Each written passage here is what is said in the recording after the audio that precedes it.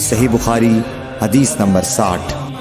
عبداللہ بن عمرو نے کہا کہ ایک سفر میں جو ہم نے کیا تھا، حضرت صلی اللہ علیہ وسلم ہم سے پیچھے رہ گئے، اور آپ صلی اللہ علیہ وسلم ہم سے اس وقت ملے جب عصر کی نماز کا وقت آن پہنچا تھا۔ ہم جلدی جلدی وضو کر رہے تھے، پس پاؤں کو خوب دھونے کے بدل ہم یوں ہی سا دھو رہے تھے۔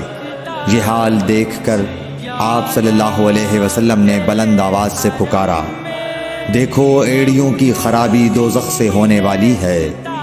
2 یا 3 بار آپ صلی اللہ علیہ وسلم نے یوں ہی بلند آواز سے فرمایا، میں بے قرار جاؤں، ہو کر انہی میں شامل، میں بے قرار جاؤں۔